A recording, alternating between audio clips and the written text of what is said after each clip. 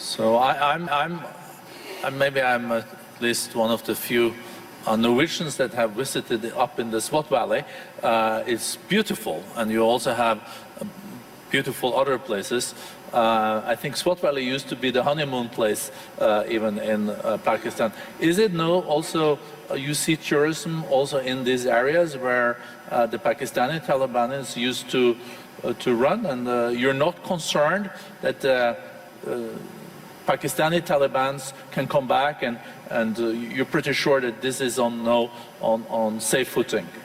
You see, in Pakistan now, virtually there's no terrorism in Pakistan, and I have to pay tribute to our security forces.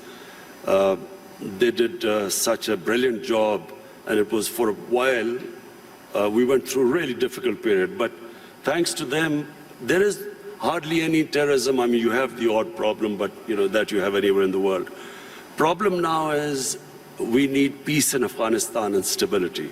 Whatever terrorism now comes into Pakistan every now and then is from Afghanistan, and that's why this peace process in Afghanistan is very important. The quicker Afghanistan settles this peace and stability, it's not just only good for Pakistan from the terrorism point of view, but also the connectivity to Central Asia, and which will benefit both Afghanistan and Pakistan. Are you, Mr. Prime Minister, optimistic that there can be a deal between Taliban and the government in Kabul? Americans are very much involved in this. You're also contributing. Is it possible this year? And do you think Taliban will also engage in a deal that will respect the rights of girls' education, women, and those areas where there have been progress in Afghanistan? Well, the first thing is that there has to be peace. And that can only happen if Taliban and the Afghan government, they sit together and there's a political settlement. That has to be the first step. Just my view, I do not think that, the saying that you only cross the river once. What was in 2001 is not going to be now the case if and when Taliban and the Afghan government come together, because so much has happened since then. So I think it would be a completely different scenario. But the most important thing right now, and it's not going to be easy, but it is the only option, that the Taliban and the Afghan government sit together. Whenever that happens, it will have turbulence, but it is the only way forward. There is not, and there never was, a military solution in Afghanistan. Mr. Prime Minister, as you also alluded to and mentioned, you have also initiated initiatives to have Saudis and Iranians de-escalating and trying to establish dialogues. You are able, as a nation, to have pretty good relations, both Iran, Saudi Arabia, UAE, and other Gulf states. If you look at the escalation that we have seen lately, some people even talk about this Middle East being at an inflection point, and there is no way back, and there are those that are more optimistic that there will be a de-escalation.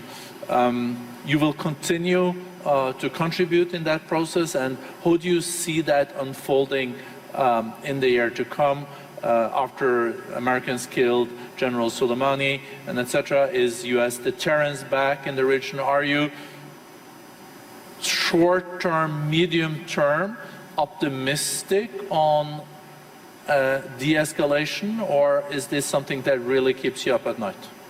Look, let me just first of all make a statement. I do not understand why countries go to resolve the differences through military conflicts. Because whenever, and this is just in our lifetime we've seen this, the moment you start a military conflict, you don't know where it is going to go. You can start a conflict, you don't know when it will finish. And then it has unintended consequences. So we have seen in front of our eyes Pakistan joining the US war on terror, and I was the one who was objecting to it. I was openly against it, and I thought Pakistan should have stayed neutral. It should not have become partisan, because Pakistan had nothing to do with 9/11. There were no Pakistanis involved. Al-Qaeda was in Afghanistan. And I remember then President Musharraf telling us, it's only a matter of a few weeks. So 70,000 people dead later, 10 years later, over $100 billion lost to the economy later, finally we realized we had made a mistake. And the US and Afghanistan, 18, 19 years of this war and $1 trillion down the drain. So I do not think this is a way to resolve issues. And the worst thing that could happen is if there's a conflict between Iran and the US and its allies, it'll be a disaster. It'll be a disaster for us, Pakistan, it'll be a disaster. It'll be a disaster for the developing world because the oil prices will shoot up. Already we're trying to barely manage our budgets and our current account situation. Suddenly everything will be offset. It'll cause poverty in the world. And God knows how long it will go on. So, we in Pakistan pray that this does not happen. We have tried our best. We've already talked to Saudi Arabia, Iran, the United States. I spoke to President Trump yesterday, and I told him that this would be a disaster for us if this war starts. Did he agree? He didn't say anything. You can share with us. It stay in this room. No, I'm serious. He didn't say anything. But I think he understood, because this would be, in my opinion, it'll be insanity, because just Afghanistan is still not resolved, and Iran would even be a bigger problem.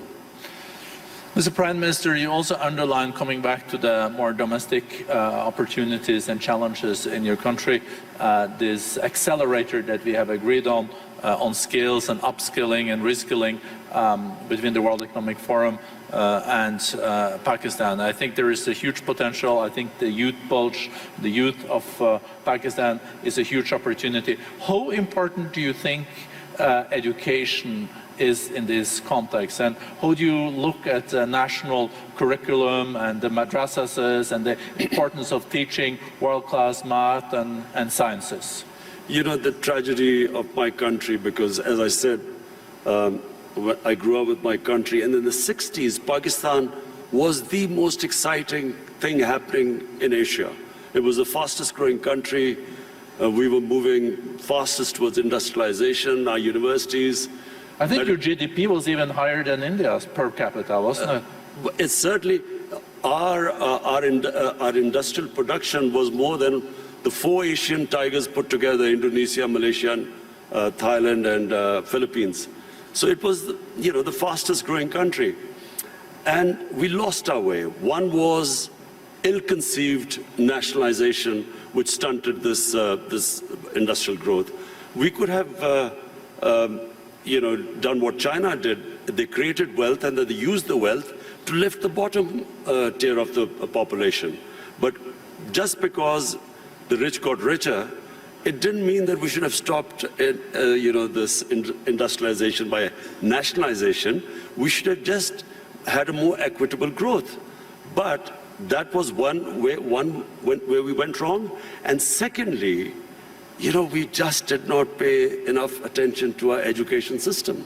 So we developed this 3-tier education system: English medium for an elite, then there was Urdu medium, which was for the masses, and then there was Dini madrasas.